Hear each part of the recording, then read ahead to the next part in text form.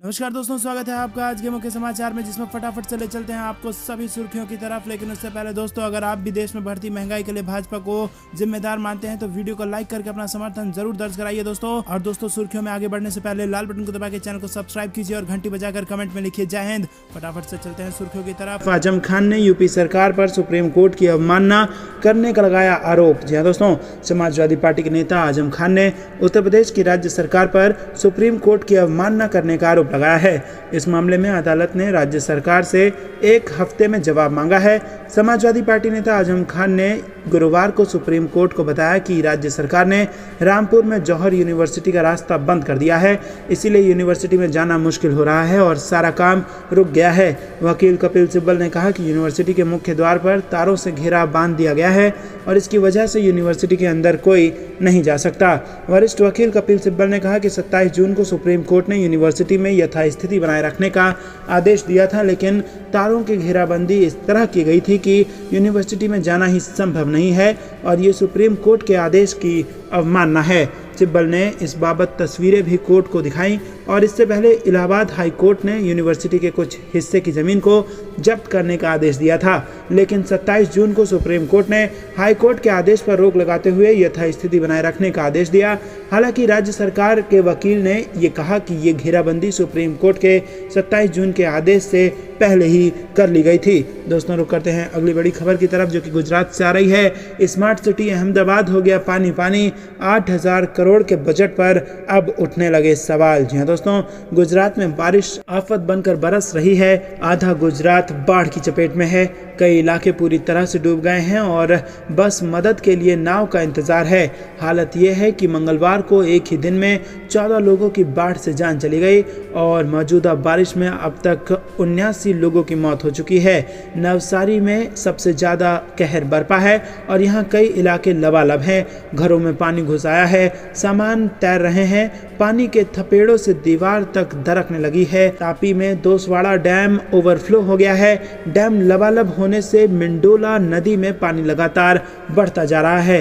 राम जी मंदिर के सामने से गुजरने वाला नदी पर बना पुल भी लोगों की आवाजाही के लिए बंद कर दिया गया है। तो दोस्तों, गुजरात में भारी बारिश से यहाँ पर बाढ़ से 8,000 करोड़ के बजट पर सवाल उठने लगा है। रुक करते हैं अगली बड़ी खबर की तरफ। गहलोत गुजरात में 2017 जैसा करिश्मा क्या फिर से दिखाएंगे? मोदी और अमित शाह को घेरने की बनाई ये रणनीति। जी हाँ दोस्तों, राजस्थान के मुख्यमंत्री अशोक गहलोत को भाजपा के अभेद्य गढ़ गुजरात में एक बार फिर कांग्रेस की कमान सौंपकर पार्टी आला कमान ने अपने इरादे साफ कर दिए हैं। हर हाल में गुजरात विधानसभा में जीत चाहिए। पार्टी आला कमान को भरोसा है कि ये काम सिर्फ राजस्थान से सीएम अशोक गहलोत ही कर सकते हैं। कांग्रेस ने गहलोत को खुलकर बैटिंग करने का अवसर दिया है। कांग्रेस ने गहलोत की सलाह पर रघु शर्मा को गुजरात का प्रभारी बनाया था। गहलोत के कहने पर ही गुजरात के 37 पर्यवेक्षकों में से 23 पर्यवेक्षक राजस्थानी लगाए गए हैं और गौरतलब है कि सीएम गहलोत ने 2017 में गुजरात प्रभारी रहते हुए चुनावी चौसर पर अपनी राजनीतिक चालों से भाजपा को 100 सीटों से कम पर लाकर पटक दिया था। कांग्रेस को जीत के मुहाने पर वो ले गए थे। हालांकि अंतिम समय में सूरत जिले से बाजी पलट गई और कांग्रेस को वनवास से मुक्ति नहीं मिल पाई। सूरत में कांग्रेस को हार का सामना करना पड़ा था। कांग्रेस आला कमान ने हाल ही में सीएम अशोक गहलोत को गुजरात चुनाव के लिए वरिष्ठ पर्यवेक्षक नियुक्त किया है। 1995 से लगातार गुजरात में चुनाव जीतती आ रही भाजपा का 2017 के चुनाव में सबसे कमजोर प्रदर्शन था और ये माना जाता है कि 2017 के विधानसभा चुनाव के आखिरी दौर में अगर पीएम मोदी ने चुनाव प्रचार की कमान नहीं संभाली होती तो शायद भाजपा की सरकार नहीं बन पाती। सीएम गहलोत ने गुजरात में सत्ता पलट के भाजपा के ऑपरेशन लोटस को भी धराशाही कर दिया था। तो दोस्तों, आपको क्या कुछ लगता है, राजस्थान में क्या होंगे परिणाम? कमेंट करके हमें ज़रूर बताइए। रुक करते हैं अगली बड़ी खबर की तरफ। योगी आदित्यनाथ सरकार के महंगा विदेशी कोयला खरीद पर उठने लगे सवाल। उपभोक्ता परिषद ने की पीएम मोदी से जाँच की मांग। जी हाँ दोस्तों, राज्य सरकार द्वारा घरेलू कोयले से लगभग 6-7 गुना ज़्यादा महंगा विदेशी कोयला खरीदने के निर्णय पर सवाल उठने लगे हैं।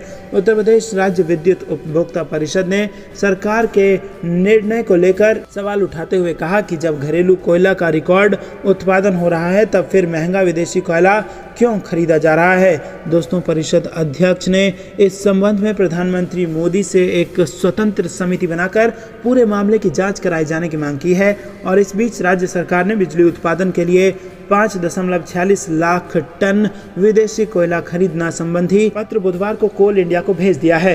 उत्तर प्रदेश पावर कॉरपोरेशन और केंद्रीय ऊर्जा सचिव को पहले ही अपर मुख्य सचिव अवनीश कुमार अवस्थी की ओर से संबंधित पत्र जा चुका है।